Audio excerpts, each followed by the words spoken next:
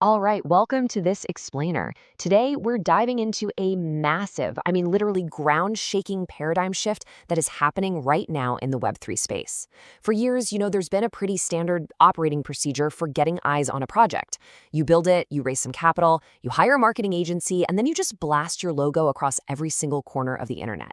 But the ground is shifting beneath our feet as we speak. What we're really exploring today is the reality that everything we've traditionally done in Web3 marketing is just fundamentally breaking down. It's becoming way less effective.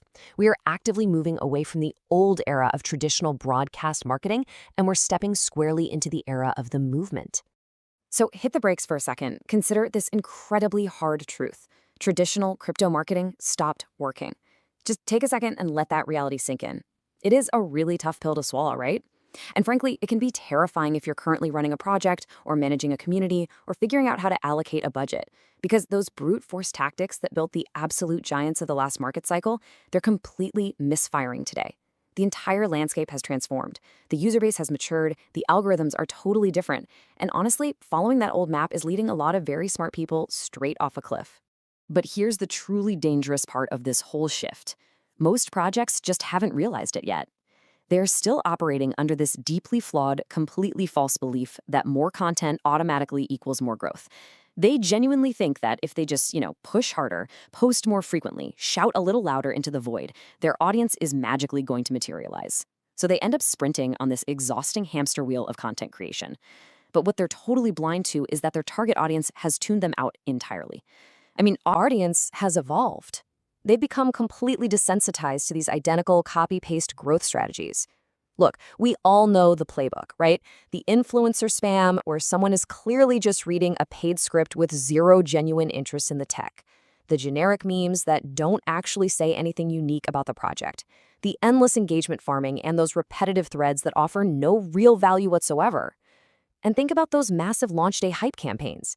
Projects pump incredible amounts of money into trending on day one, only for the entire community to just pack up and leave by day 3, because there was no substance underneath that artificial engagement. When everyone uses the exact same tactics to chase the same vanity metrics, the audience just learns to filter the whole thing out as spam. It really just comes down to basic human psychology. Audiences naturally ignore what they see repeatedly. In traditional advertising, they call it banner blindness, but in Web3, it's being applied to our entire digital culture.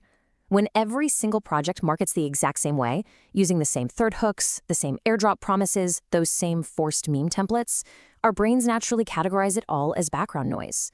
When everything looks identical, absolutely nothing stands out. You literally cannot hack human attention when the brain has already built a cognitive firewall against those exact tactics. Which brings us to a really fascinating question. If all those old tactics are dead, and the noise is louder than it's ever been, why do some projects absolutely dominate attention, even when they have significantly smaller budgets than their competitors? Like, how is David consistently beating Goliath in the modern Web3 attention economy? Well, the answer is that they figured out a fundamental truth. You just can't buy your way into people's minds anymore. You have to earn that space, and you have to do it through a completely different mechanism. This is a dramatic departure from focusing on volume to focusing on quality. Look, old Web3 marketing was fundamentally about broadcasting. It was about buying impressions, pumping out engagement bait, paying influencers, and basically just shouting the loudest. It was purely a numbers game. But the new era? It is entirely different.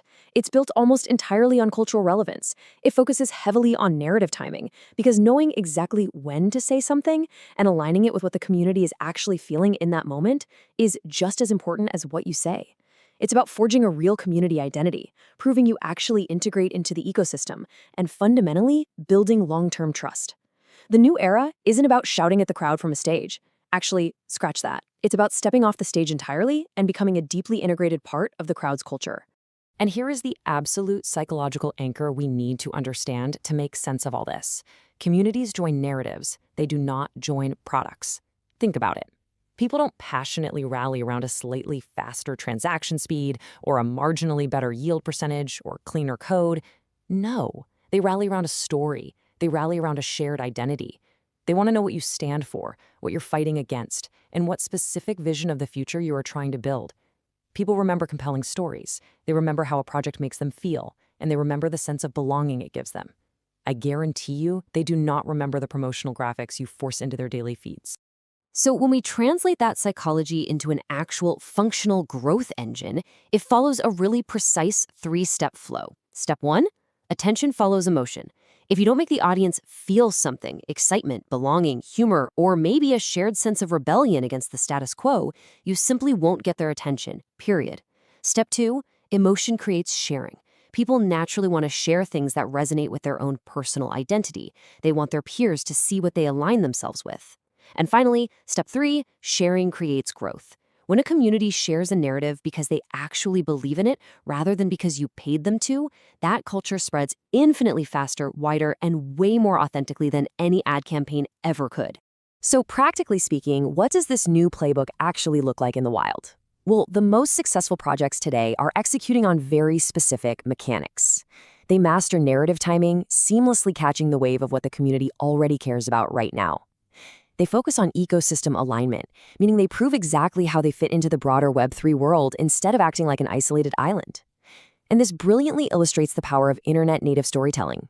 Instead of using stiff corporate jargon or sanitized press releases, they speak the real, authentic language of the space.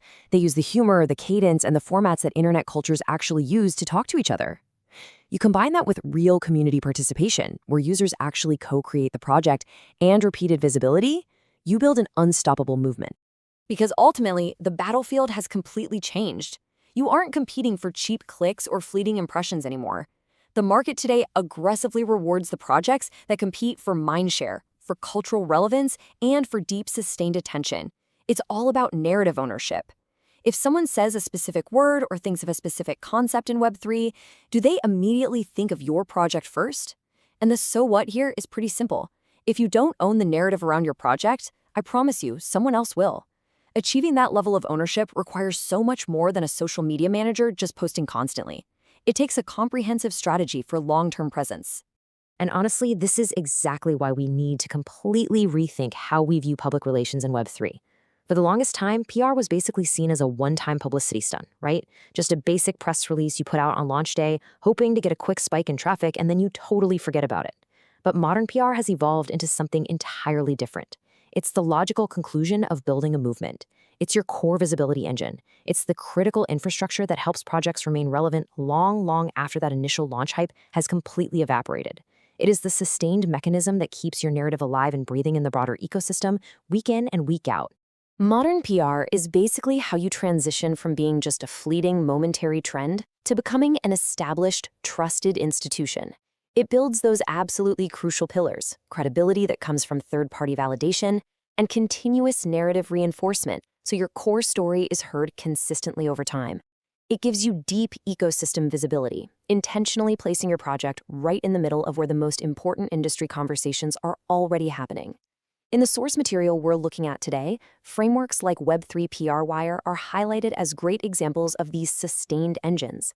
They make sure a project remains consistently visible, providing that repeated exposure that breeds real familiarity and trust. Because in a space this incredibly saturated, the projects that remain visible are the ones that get remembered. And those remembered projects, they are the only ones that survive to keep growing. So let's wrap this up with one absolutely undeniable truth. Culture drives growth. If your marketing depends entirely on short-term hype, forced engagement, and paid shouting, your growth is going to evaporate the exact second the launch party ends. Sustained relevance in Web3 requires building a meaningful narrative that people actually want to adopt as their own identity. So I'm going to leave you with this question. When the noise finally fades, the hype cycle cools off, and the timeline refreshes once again, what is the story your community is actually going to tell about you? Drop a comment below and just type the word culture if you agree that cultural relevance is completely replacing traditional marketing today. Thank you so much for joining me for this explainer. Keep building those narratives, and I'll see you in the next one. Subscribe and visit Web3 Newswire for visibility and credibility of your Web3 projects.